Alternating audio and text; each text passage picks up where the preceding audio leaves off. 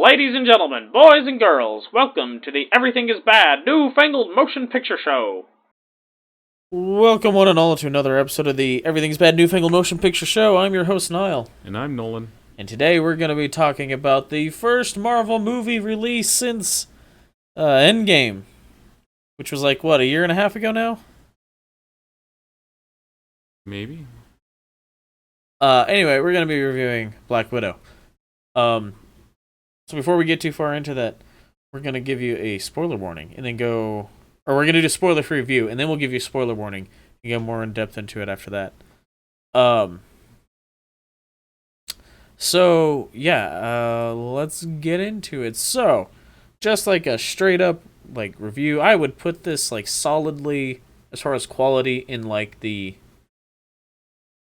second wave of Marvel movies. We're like, it's pretty good, but we've come to expect much better from Marvel movies. I feel like this movie... What's it getting reviewed at? 7.1 out of 10 at time of recording. I feel like if anyone else feels that it's not a bad movie, but it feels like it's like not as good as other Marvel movies because you're comparing it to the recent Marvel movies. I feel like this movie would have been much better served if it had been made, you know, when it takes place. Like, it takes place between Civil War and Infinity War. Yep.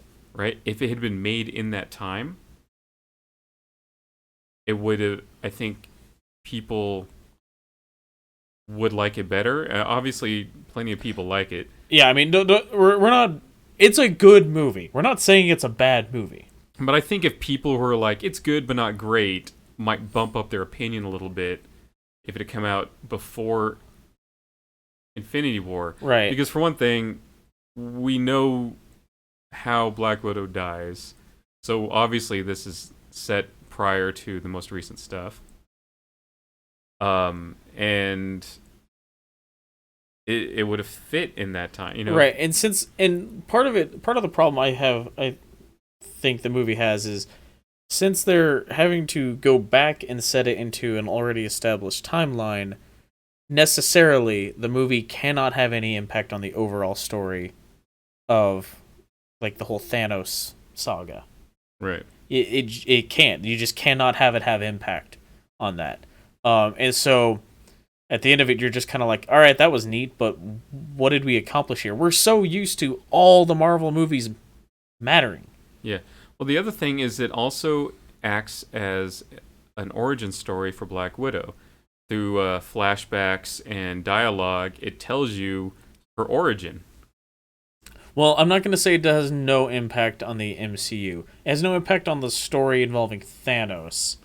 Right. We'll get more into that in the spoiler section, but there is something that they're clearly setting up for something to come.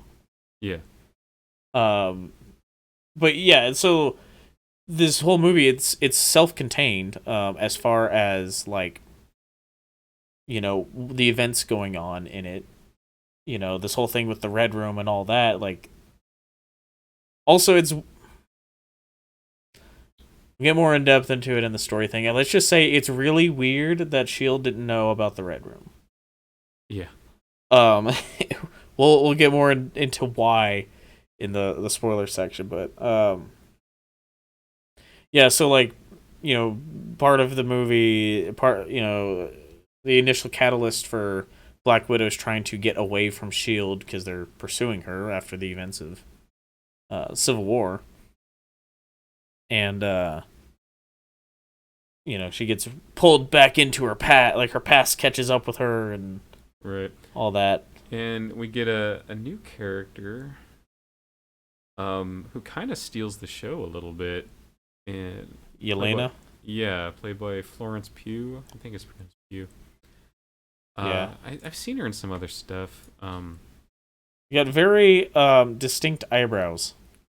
Yeah, but she's really funny in the movie, and she plays well off of Scarlett Johansson, And they've definitely set her up for future stuff. Yep. So yeah, just know that. And then Alexei, David Harbour, yeah, the what was his name? The Red Guardian. Red Guardian he was like the Russian equivalent of Captain America. He's pretty entertaining too. Yep. But yeah, so I mean, the movie's got your normal mix of like story, action, comedy beats that you expect from Marvel movies at this point. In that way, it feels very much like a Marvel movie. It's one thing that makes it feel smaller scale, is the lack of any other or lack of many characters to begin with, but there's not any other Avengers. Right. I mean, yeah, she's being pursued by Ross, who's in the movie. Right. But yeah, as far as like Avengers, yeah, no, that's I feel like they could have thrown us a bone, had someone else in there just to make it feel more connected to the Marvel universe. They could have had she could have, I don't know, had a phone call with Banner or something, Yeah. But yeah, it just feels so like a spin-off movie, of the MCU almost. Well, but that doesn't really make that word doesn't really work for MCU because none of the until you get to the Avengers movies, none of the individual character movies are super connected except for Civil War. Right. Well, that was the weird thing. It's like after the first Avenger, all the Captain America movies actually felt just like Avengers movies. Yeah. Because they had other characters in there, other than Captain America as the focus. Yeah. Whereas none of the other characters really got that. Right. Everyone's individual Iron movies Man and felt Thor individual. are very much individual movies, yeah. But they still feel connected to the rest of the universe. In Thor Ragnarok, it's very much a Thor movie, but they have Doctor Strange in there. In the Hulk. And yeah, Iron Man 3 feels very much, and Iron Man 2 feel very much like individual movies, but they still have Nick Fury in there and stuff. Right. And Scarlett Johansson. And Black Widow. Black Widow, yeah. And so this movie, though, it just doesn't. It has Ross, and that's it. So, but yeah, I mean, it's a pretty good movie, and it's cool to have an MCU movie now so long after. 2020 was the first year since Iron Man 1 came out where there wasn't an MCU movie release during the year. Felt weird. Yeah. If I'm being honest. So, it's cool though that we finally got to see it. So, yay. Well, this was supposed to come out in 2020, right? Yes, it was supposed to be out last summer. And then, what's the next one? Oh, Shang-Chi was supposed to be in the fall, and then Christmas, I think, was supposed to be Spider-Man. I think was the original release schedule. I think that was it. Anyway, but yeah, they were supposed to have 3 movies come out last year, and they didn't. Which makes there's something in Falcon and Winter Soldier that I think definitely would have played different. And that's why we were talking about yesterday. We'll get more into that in the spoilers, but there's something in there that was you think they rewrote this or reshot this for Black Widow since it ended up coming out after Falcon? No. That's what I read. No. So that was always the ending. That scene would have played differently. That scene I think would have made much less impact on the average viewer. I think the hardcore fans would have gone, "Oh, that's this person," But the average viewer now knows who that person was. Yeah. But anyway, I like it better this way. Yeah, I think it actually plays better this way. Yeah. So, yeah, and it's but like I said, it's cool. I kind of wish they had done more with Taskmaster. I think was really my only real like Yeah, specific we can get to the spoiler complaint section about Taskmaster because if you're a Taskmaster fan for reasons. you might not like this. So I will say this: like Taskmaster, conceptually, is a cool villain, and like especially for a villain that someone without superpowers could be facing. Because obviously, it doesn't make sense to put Black Widow up against like most other characters' villains. Yeah. Like she's not gonna be taking on like Doc Ock or something because he's gonna rip her in half. But Taskmaster is in this movie about as much as he is in the trailer. Yeah, there's There's not a whole lot of Taskmaster action in the movie. You see pretty much all the scenes that in the trailer, which is frustrating because of like. I mean, you get longer scenes than that. Right, but there is some of like every scene. Pretty much. And you're just like, oh, this is a cool villain. Like, look at the cool mask and the outfit and neat powers. Can like mimic the fighting style of anyone you look at, and I kind of wish they had leaned into that a little more because there's like a shot where you're like, oh, now Taskmaster's doing doing Black Panther's fighting style. And presumably copying Hawkeye with the bow, maybe. Yeah, well, they showed him watching Hawkeye fight. Oh, that's true. He was watching a video. Yeah, that's right. So yeah, that's probably where that came from then. And then, like doing the Captain America shield throw and like shield fighting and stuff. So you're like, oh, that's cool. I wish they had leaned into that a little more because it feels like they could have done more with that. I feel they could have had Taskmaster. Because Taskmaster's chasing her throughout the movie, but he could have been more like a Terminator, just coming out of nowhere all the time, and you're just like, yeah, how do I get rid of this guy? Dun dun dun dun dun. That could have been cool. Yeah. So, anyway, the movie's good. Yeah. But it's kind of like middle of the road Marvel movie. Yeah. For me. Yeah, I think anything else we're gonna have to get in the spoiler section. Yeah. So let's do that then. So henceforth, the spoilers, if you care. So the big spoiler: Taskmaster's a girl. Yeah. So the guy that runs the Red Room, Black Widow, she thought she had assassinated him.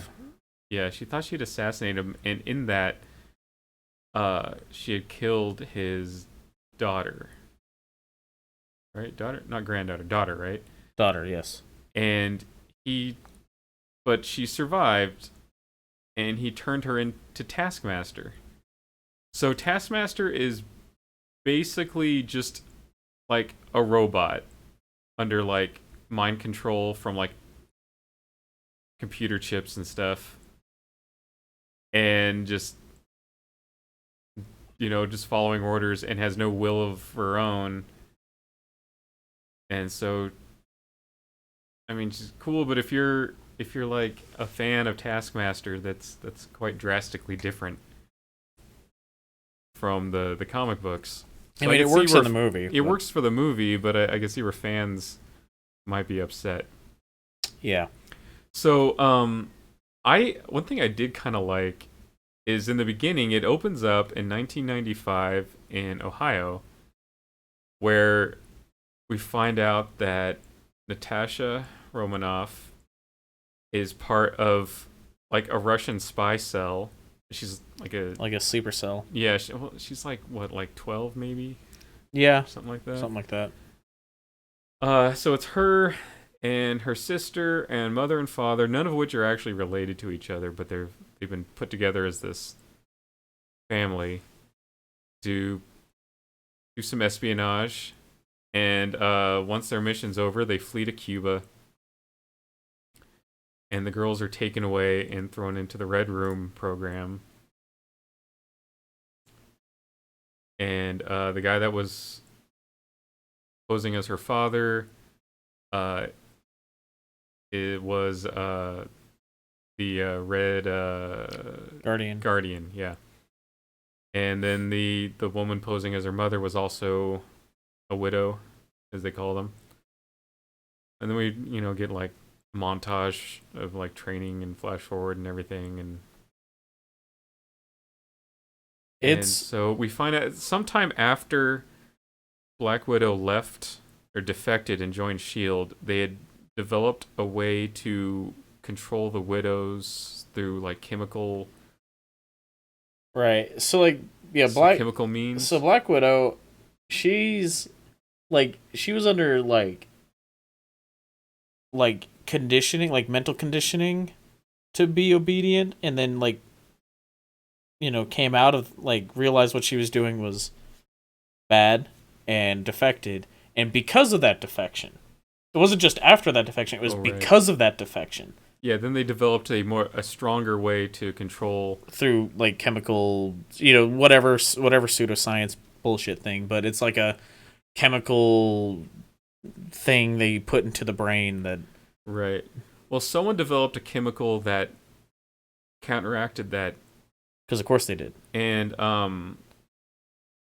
Yelena gets exposed to it, and then now she wants to put it into the Red Room. So she and Scarlett Johansson, Black Widow, Natasha join up together to go do that, and they have to go and hook back up with the other two spies that were posing as their parents to get their help. Yeah, so they go and break Red Guardian out of prison. So there's something with the Red Guardian that I'm much more interested about than I was about just about anything else in this movie.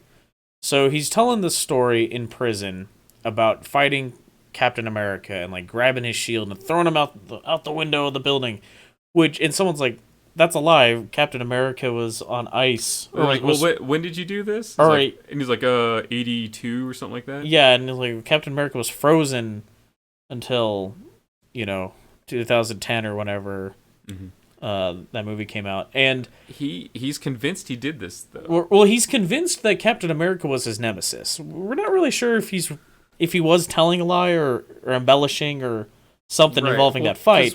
But he's convinced. Yeah, because after the breakout, he asks Black Widow, like, did Captain America ever talk about me? She's like, what are you talking about? Right. So yeah, he's convinced of this. So we're curious.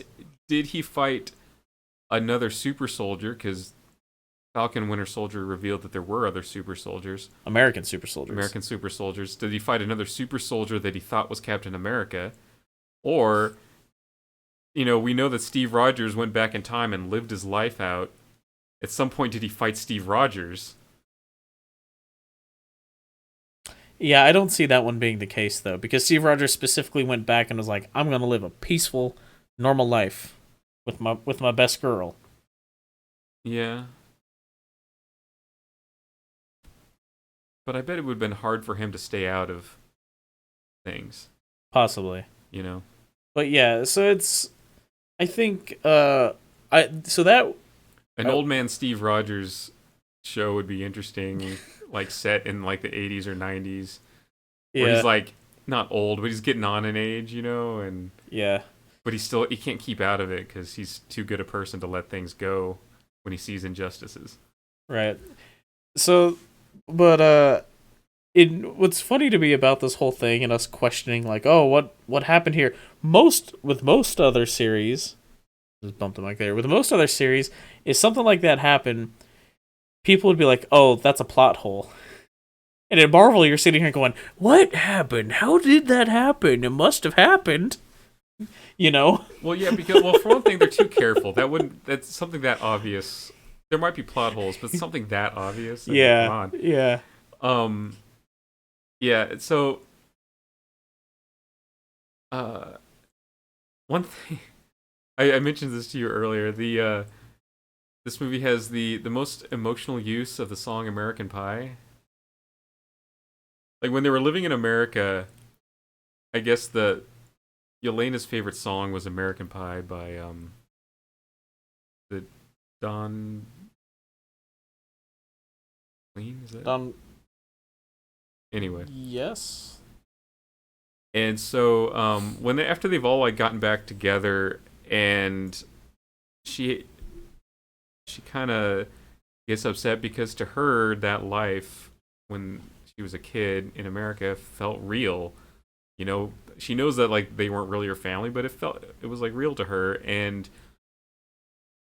Um And you gotta admit that living in Ohio in the 80s is probably a much more pleasant experience than living in like Vladivostok or Leningrad or wherever they were but from. also like Alexei was kind of like he kind of goes back and forth between no, I did care about you and no, you were just part of the mission Yeah. and stuff. So he's trying to comfort her, and she doesn't want to have anything to do with him. At one point, she mockingly calls him the Crimson Dynamo, which I think is a better name than. But you can't be that though because the Soviets are red, not crimson. Right. Specifically just red. I know, but it was funny. But he starts singing American Pie. In a really like Right, thick Russian accent. Yeah, but to show that like, you know, he did care. He remembers that was her favorite song, and you know, he did care. And so they're like kind of tearfully singing it together. And then the Red Room shows up. Yep. So our comment earlier about how it's weird that Shield did not know about the Red Room because they're in this like what amounts to basically a stationary helicarrier. Yeah, it's this huge like flying fortress just stationary floating up in the sky, and it's massive. And there's just no way that a satellite hasn't seen this thing. Right. Hell, depending on when it was built, a U-2 plane probably saw the thing. Right? Probably. I mean, the interior looks like it was old enough. Yeah. Oh man. Yeah, at one point I was like, this just looks like the inside of a Soviet government building, as they're always portrayed in movies, and you know, where it's like these like beige, smooth, like poured concrete beige walls, and then like you go into an office and everything's wood paneled. Yeah. And it's like sort of combination of Art Deco and brutalist construction. Yeah. It's cool. It's very like Cold War area Soviet looking, at least as portrayed by movies. Yeah. But it's yeah. So I mean, you got to figure this thing like. There's no way the U.S. government didn't know about it. Let alone Shield. Right. So, yeah. So in the end, after they defeat everyone and blow everything up, and then at some point Natasha turns on this track. She's got this tracker that Ross has been tracking her with, but she's disables it and stuff.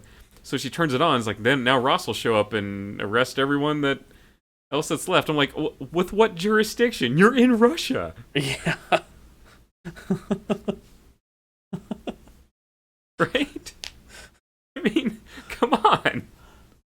And so he shows up, and like we don't see her get arrested or anything, but like it cuts to. I mean, she even 2 weeks later or something like that. Like she even mentions earlier in the movie when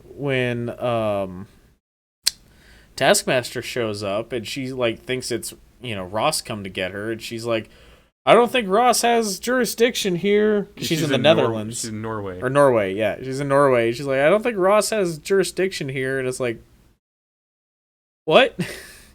So, but he does in Russia? Yeah. Unless they built this place over America, and it's that secret.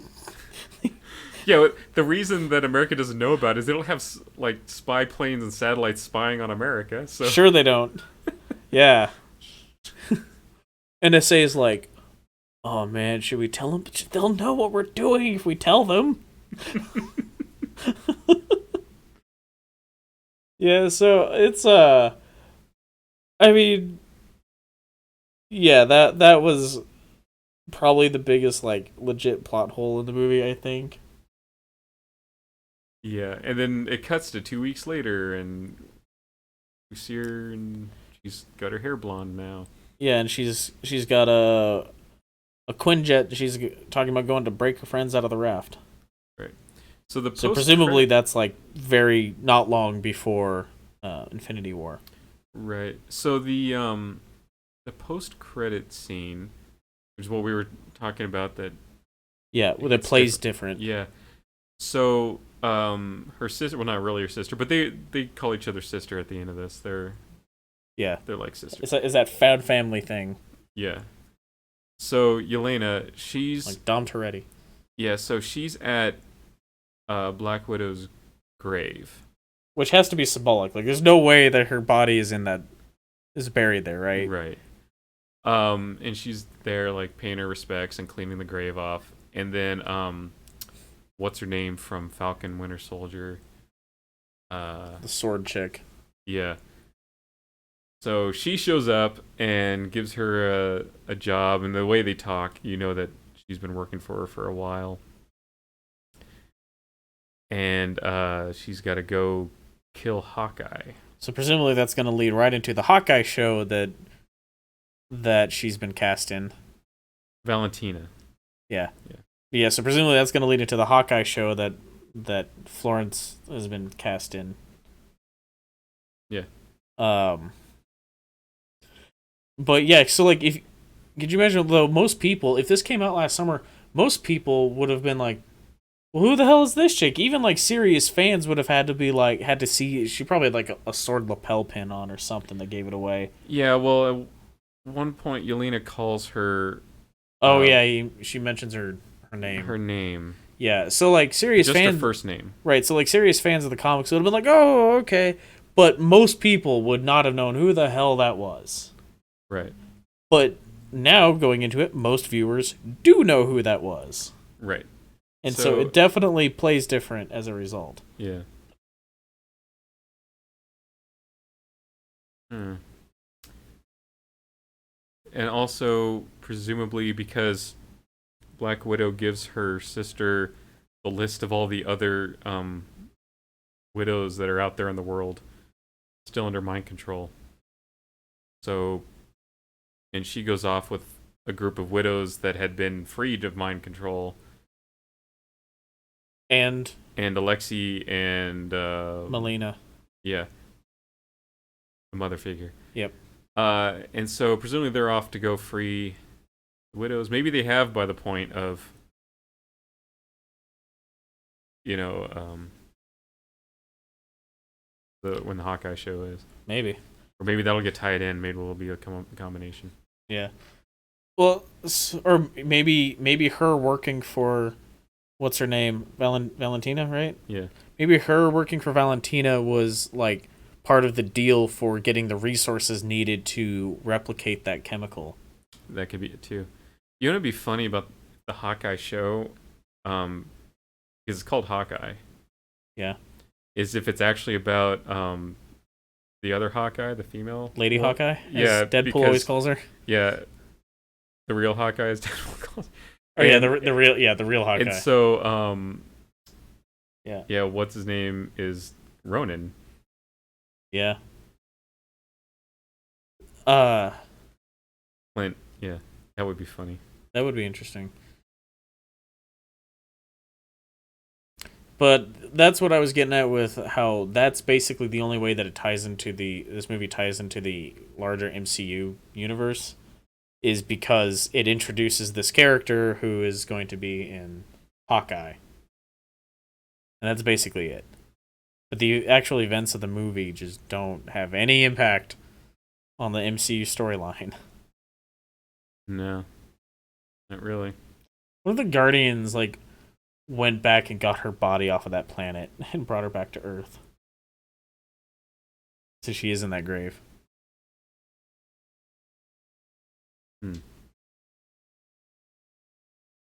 Maybe. You think Red Skull's still hanging around the Guardians all show up on that planet. He's like, here for the Soul Stone. Nope. Nope. Well, you don't want Quill the Soul Stone? goes flies down there with his rocket boots and grabs her and flies back up. See ya. Fat Thor's with him nah, thanks. I could just about see James Gunn putting that in a movie too. It would be funny. So, but yeah, I think that's probably all we really have to say about this movie. Yeah. So, next movie, A lot of butt shots in this. There was so many shots of Scarlett Johansson's ass in this movie. So if you got a problem with that, we can't be friends.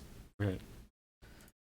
So coming up, we're definitely not saying Space Jam. Movie looks terrible. Probably seen. Sorry for all you Space Jam fans, but I didn't much care for the first one either. I mean, yeah, the first one. I'm of the age of the people who like freaking love Space Jam, and to me, it never meant anything to me. I was in 6th grade. Yeah. So, like, to me, the movie had never really had any significant... I remember that song being inescapable. Yeah, I'm guessing R. Kelly's not involved at all in this one. Yeah, probably not. So, anyway, we're probably going to see Snake Eyes, even though it kind of looks dumb, but whatever. Definitely seeing Jungle Cruise and The Green Knight at the end of the month.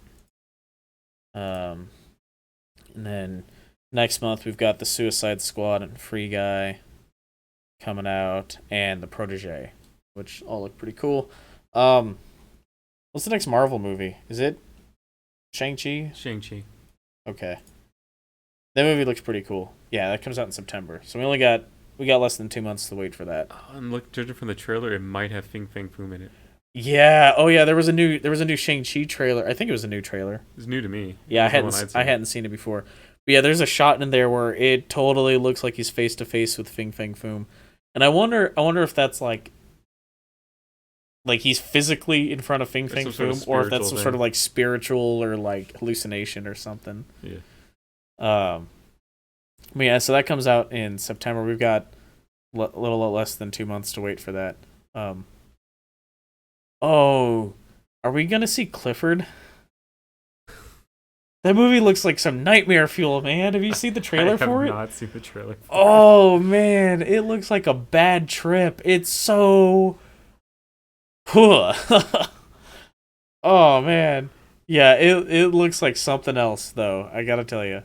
But anyways, that's what kind of coming up.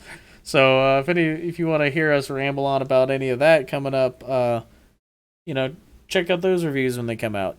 So until next time, thanks for listening. Bye. Toodles.